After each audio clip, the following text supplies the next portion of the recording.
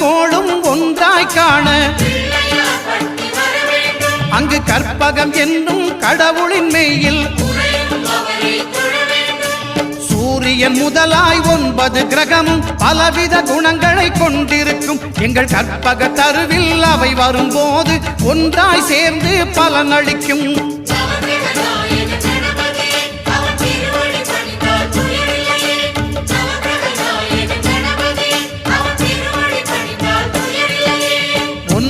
கோளும் ஒன்றாய் காண